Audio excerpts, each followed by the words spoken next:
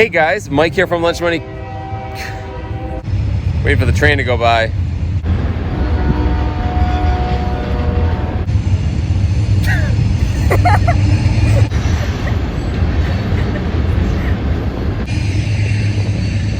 Come on.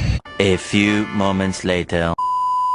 Hey guys, Mike here from Lunch Money Comics. I'm with my son Jack in the awesome and quaint Putnam, Connecticut for a massive winter festival called the Fire and Ice Festival. Sort of a winter Valentine's Day thing. They're having all sorts of street vendors, awesome food, special events, and of course sales, including at all the awesome antique places and comic book shops. So we're here for the food, we're here for the ice sculptures, but mostly we're here for cheap comic books. You ready, buddy? All right, let's go check it out.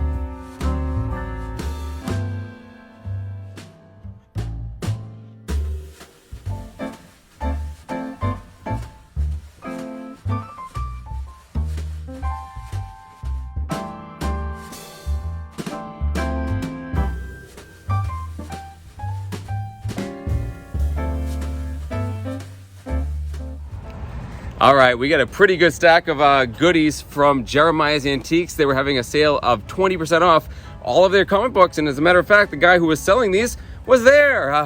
A guy I know from a lot of the local comic shows. It was great to talk with him. And we got some pretty cool stuff, including a mystery box of comics. So pretty cool, but we're not done yet. We have a lot more stuff to see. And most importantly, we need to get something to eat.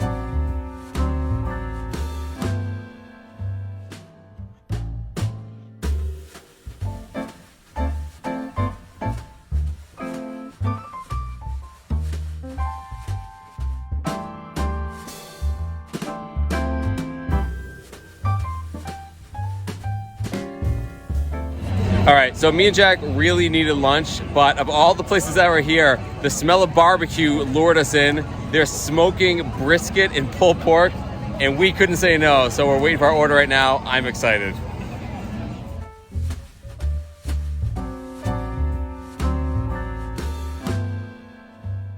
All right, buddy, take a bite.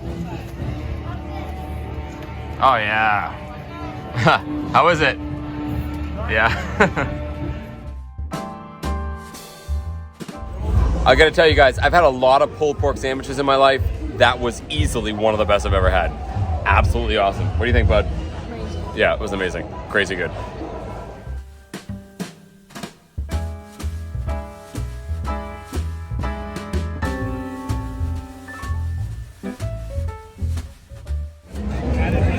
All right, so we're well fed. We have a lot more energy. Time to go to the next place, which is one of the biggest antique marketplaces I've ever seen. Let's go check it out.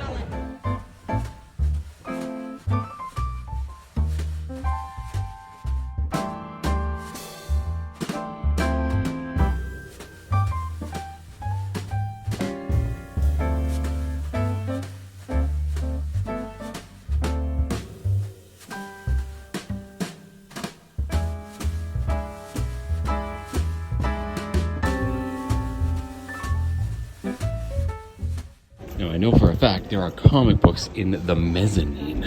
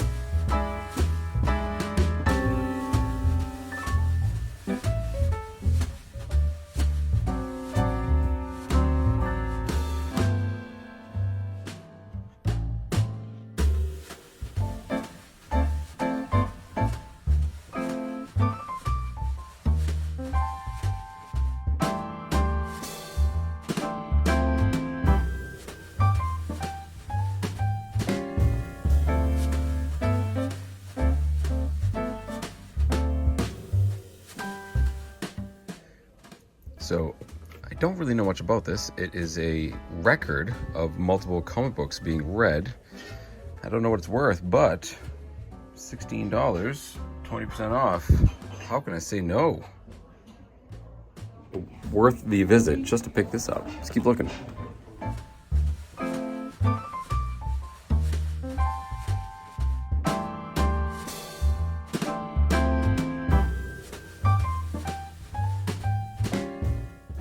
Star Sapphire.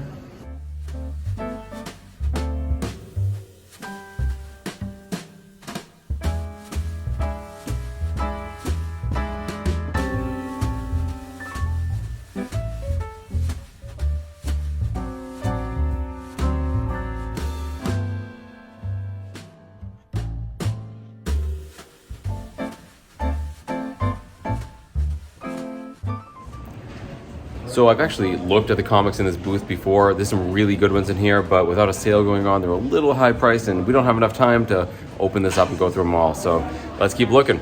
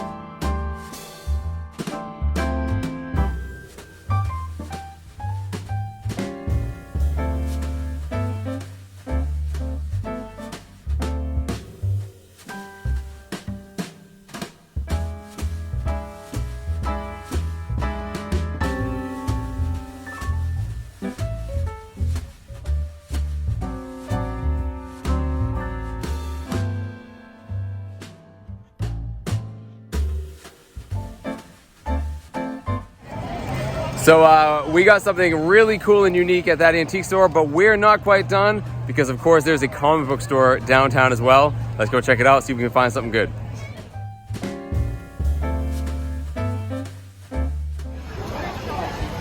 Well, that's not something you see every day.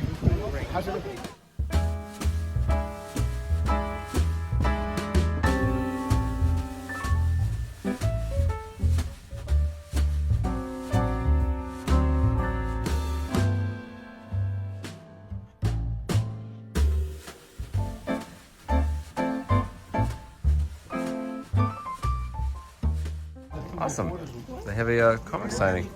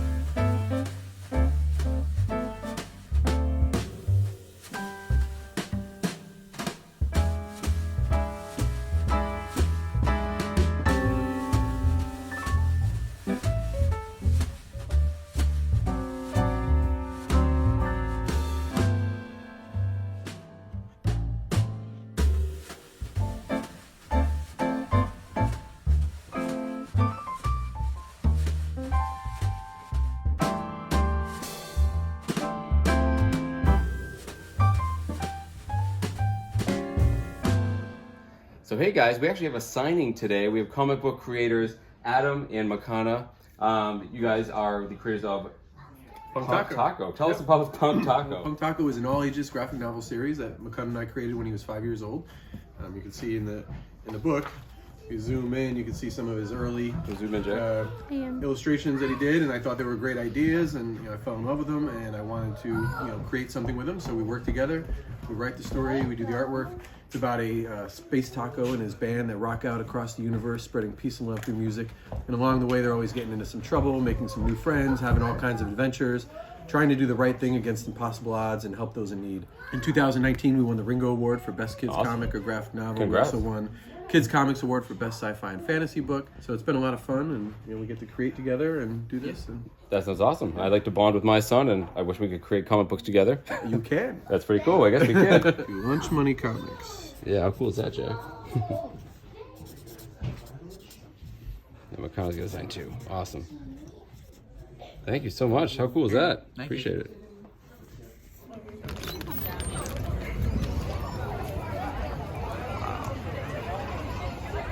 All right, guys, that's it for us. We had a pretty awesome morning, not only finding cool comic books and stuff, we had some great food and ended with a great comic book store. So let's go home and show you guys everything that we found. All right.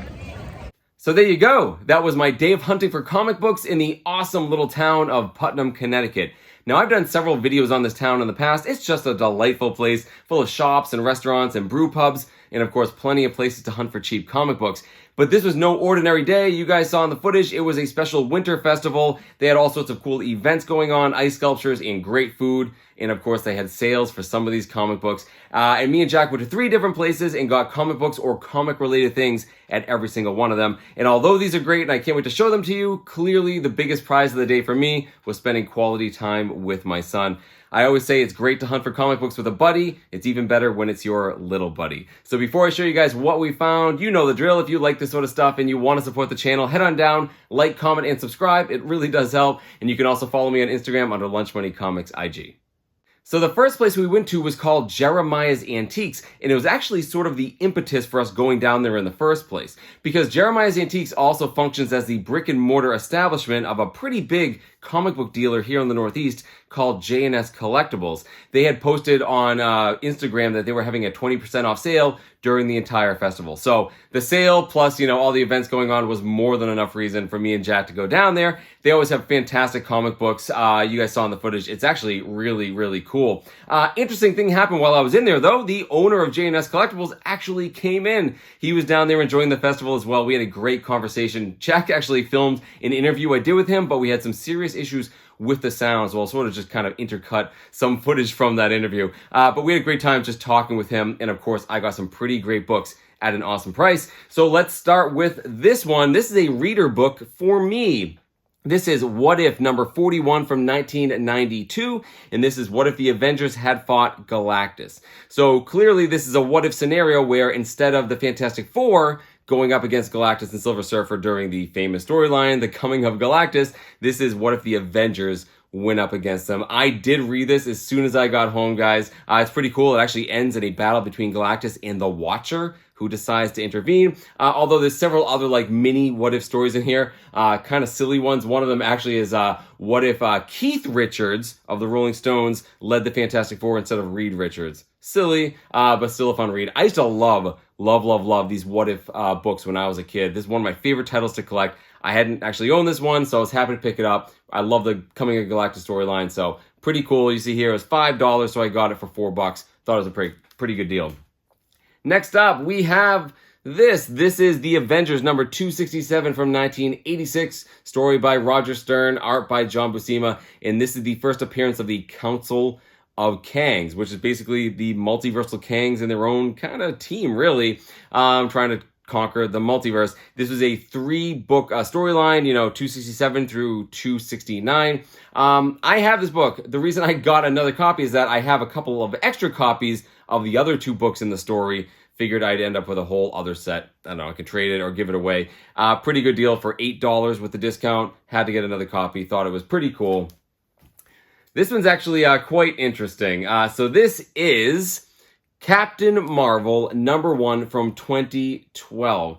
All right, there's a lot going on here, okay? So this is actually the second appearance of Carol Danvers as Captain Marvel. Of course, Carol Danvers has been around for decades in different mantles, such as Ms. Marvel or Binary or Warbird, but this is the second time she takes the title of Captain Marvel. Her first appearance was actually in Avenging Spider-Man number 9, which came out the same month this one did, just a little bit before, and this is her headlining her own title called Captain Marvel in the new flight suit, which everybody knows nowadays. And this story by Kelly Sue McConaughey and art by Ed McGuinness was sort of an attempt to reboot Carol Danvers, and of course anyone who's watched the MCU knows that this is the iteration that they chose to portray in the movies.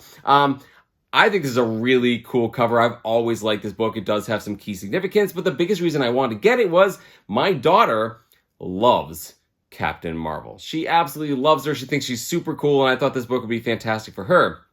Interestingly, though, when Steve came in and we were kind of talking, he's like, oh, what do you have picked out? And when he looked at this book, he remembered, he said, actually, I almost graded that book. He's like, I'm pretty sure it's a 9.8. So I looked at it, and I think he's absolutely right. This is absolutely a perfect comic book. There's absolutely nothing wrong with it. Am I going to grade it? Probably not. It's a pretty cheap comic book. Again, I got it for $8. I don't know, maybe I'll slab it, to give it to my daughter. Probably not, but who knows? It's just a fun little fact. I thought it was cool that it was perfect, and Steve knew as soon as he saw it that, it was one worth grading. So pretty cool for $8, guys. And the last proper comic book I got, at least one that I know what I'm looking at, I'll explain that in a second, is this one here. So this is the Spider-Woman number 1 from 1978. So this is the first Spider-Woman in her own title. She had come out a few years earlier in Marvel Spotlight number 32. That was her first appearance. But in that story, it was revealed that Jessica Drew, this Spider-Woman, was actually a spider, like an actual spider turned into a woman. Well, in this story here, she finally gets her own title. They kind of just retell that whole story, and they say, nah, it was made up. That's not true. You were really were a human woman, and that was her implanted memories. So they completely retcon her origin story, and they give her iconic suit. So when she first appeared, you couldn't see her hair. Now she has the iconic suit, you know, the red and yellow with the flowing hair coming out of the top. This was the Jessica Drew Spider-Woman I knew as a kid in the Adventure comic books I read. I've actually owned this book in the past and subsequently like traded it or sold it. I was happy to find another copy pretty cheap. With the discount, I got it for $16. This is really high grade. I thought it was a pretty great deal to get this. But the one last thing I got at Jeremiah's Antiques, I did not actually expect. As we were talking with Steve, he pointed down to something new they had on the floor, and they were these gigantic boxes of 50 comics they sold for $15. They were assorted Marvel and DC from Bronze Age to modern times. I was like, oh, that's pretty cool. But Jack actually thought it was a pretty cool idea, so he actually picked out a box. He picked this fancy sort of ruby slipper wrapping paper, and we got it. So there's 50 comic books in here for $15. So with the discount, $12. $12 for 50 random comic books, less than a quarter each, guys. I thought, why not? It could be fun for us to kind of have some reading material. So I'm going to open these right now. I have no idea what's in here, obviously. So let me open it up and show you guys what I got. Okay, I finally opened it up. It was packaged pretty good, and I realize now that I opened it upside down. So you'll be seeing these at the same time as me. Actually, there's 50 of these, so I'm not going to go through them one at a time here. So we got some Wolverine and X-Men. We've got some Marvel Onslaught Universe. We got, looks like more X-Men affiliated things. That's Excalibur. I just finished this run, actually. So X-Factor. Yeah, let me grab a couple at a time here. So we have some, we have some older ones, right? We've got some, what else we got? Oh, we got some Batman here. We got some Batman Family. I'm not sure about that title. Let me know if you know down in the comments. Oh, we have some Birds of Prey in there as well. So yeah, pretty cool. Looks like all stuff from the mid-90s so far. Ooh, oh, wait a minute. Hold on a second. We got some older books here. Let me slow down. We've got some more Birds of Prey in Batman titles. And, ooh, I can tell from, as I'm dropping comic books everywhere, geez. I should have thought this through. We got some Green Lanterns here. Whoa. We've got some, yeah, so we've got some trade dress missing books from the Bronze Age. So this was something, Silver Age, actually. So this is something that was done back in the day.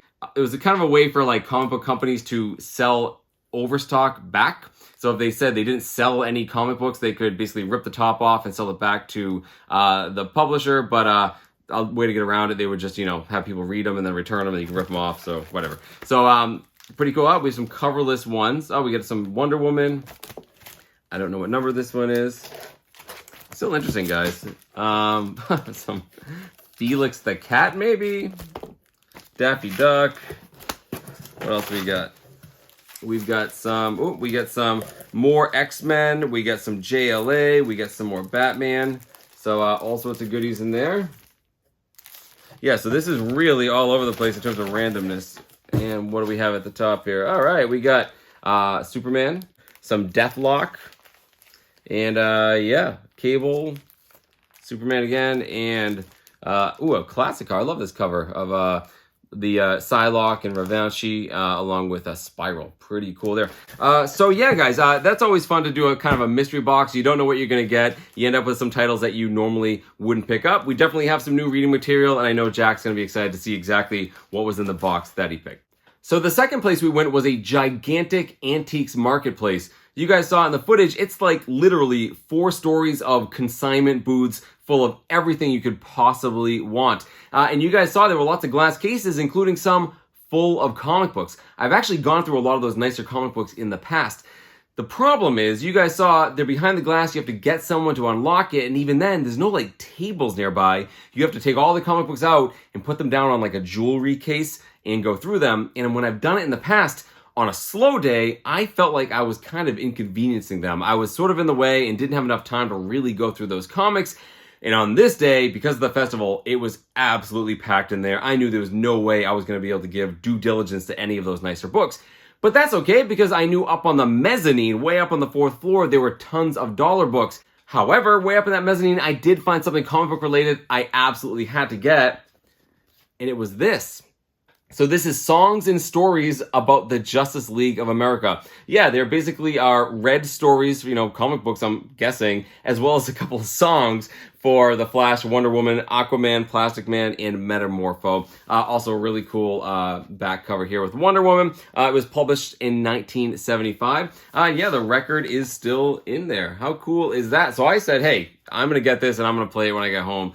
Worst case scenario, guys, it's a really cool cover. I can put it somewhere in my room to decorate. And that vendor was also having a 20% off sale, so I got this for $12. Absolutely worth picking up for that. But there's actually a pretty funny story with this. I came home and I showed it to my wife. I said, hey, want to see something really interesting? She likes records and she has a record player. So I said, hey, let's put this on and check it out. And she goes, oh, I have one of those. I was like, what do you mean? She's like, hold on. She goes down to the basement and she comes up with this. This is a Wonder Woman record. Also, same publisher, also 1975. And she's like, yeah, there's a whole bunch of Wonder Woman stories in here. And I used to listen to these when I was a kid. The reason why this amazes me so much, guys, is that in my almost 20 years of marriage, my wife has never mentioned this to me. She knows I love comic books. At no point does she ever think, yeah, my husband would think that was interesting. So now I'm wondering what else she's hiding from me. Right? Maybe she has some of the golden record reprints, somewhere hiding in the basement. Very unlikely. I just thought that was really funny that she just had this the whole time. So I'm actually pretty excited to listen to both of the records. Check out, see kind of if they're hokey or not. But either way, guys, like I said, really cool cover. Happy to pick this up at such a cheap price. Thought it was fun and a little bit different from the normal stuff I get. So the last location I went to was Wonderland Comics, which is this huge comic and collectible store right there in downtown Putnam. Again, I've been there many times in the past. It's a beautiful store. Again, they have lots of stuff I like, not just comic books. Jack was going through all of, the magic cards. I was looking at the D&D stuff. Really cool place. But as soon as we walked in, we saw they were having a special signing because of the festival. You guys saw in the footage, it was the authors and creators of Punk Taco, which were Adam Walenta and Makana Walenta. And the story was that, the son had dreamt this up, thought of it when he was 5 years old. And his dad had gone ahead and made a whole bunch of graphic novel stories. And it won the 2019 Ringo Award for Best Kids Comic or Graphic Novel. Also won the 2019 Kids Comic Award winner for Best Sci-Fi or Fantasy Book. It's incredibly high quality book, guys. Really, really fantastic art. Really bright and colorful. And I got this, for my son. I thought, he could enjoy it. He's getting a little older for it. But my daughter loves graphic novels, like kid graphic novels. She's obsessed with them. She gets them from the library all the time. I looked at this and I saw the colorful art and this sort of, sentient taco from space. I thought it was right up her alley. And the coolest thing, guys, they actually drew a picture and signed it for me. You see right there, 2 Lunch Money Comics, rock on. So how cool is that, guys? I always say support your local comic book creators. These guys are from Connecticut. I couldn't say no to this. And not only did I get this awesome book from them, they threw in 2 free tickets to an upcoming Indie Comics Creator Con down in New Haven, Connecticut. So I thought that was pretty cool, guys. Again, I always say this, support your local comic book creators, especially when it's kid-friendly stuff for me. I always pick it up because I know it's something that's safe for my kids, that they're going to enjoy, especially when I can say, hey, it was created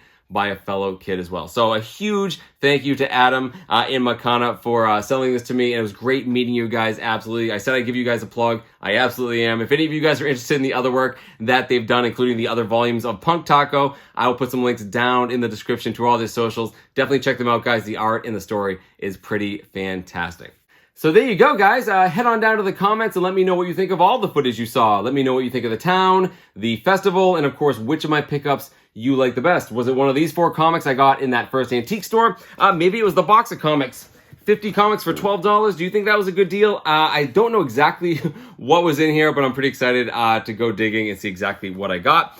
Maybe it was this awesome album cover. I love this. Let me know down in the comments if any of you ever had something like this when you were a kid. And last but certainly not least, this awesome graphic novel by a local father and son. I thought it was a very suitable pickup to get at the end of the day, especially one where I spent hunting with my own son. That's it, guys. Keep hunting for comic books in strange and unusual places, especially the quaint little towns near you. Thank you all so very much for watching, and I'll see you all next time.